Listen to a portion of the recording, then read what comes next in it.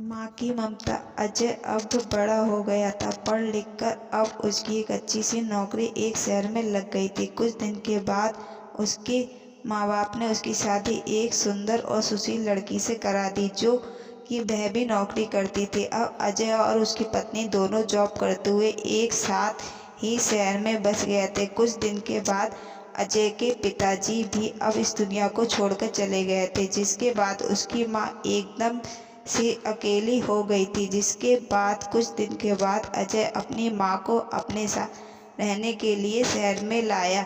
जिसके बाद शहर में आकर अजय की माँ खुद को एकदम अकेला पाती थी।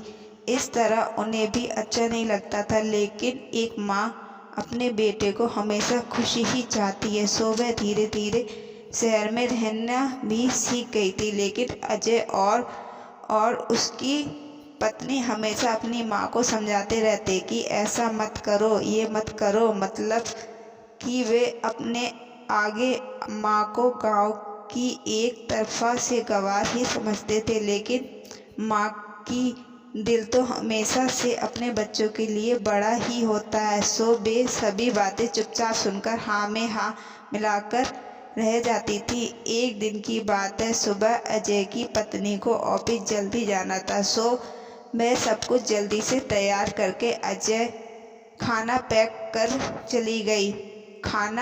करके ऑफिस चली गई। फिर इसके बाद अजय भी जल्दी जल्दी तैयार होकर ऑफिस निकल गया था। फिर कुछ समय बाद अजय की माँ ने देखा कि उसका बेटा तो खाने का लंच बॉक्स ही घर पर भूल गया है। तो माँ ने बिना देर करते हुए फटाफट ऑफिस पहुँच गई और पास में एक कुर्सी पर बैठ गई, क्योंकि कंपनी के बाहर के व्यक्ति को अंदर जाने के लिए मना था।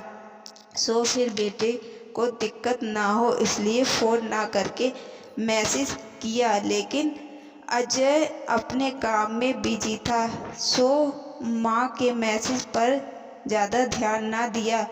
लेकिन उसकी माँ बाहर कब से उसका इंतज़ार कर रही थी। इस तरह कई घंटे बीत गए और इस बीच कोई मैसेज भी नहीं किया, लेकिन अजय का कोई उत्तर नहीं आ रहा था। इस तरह अजय की माँ को और भी चिंता होने लगी थी।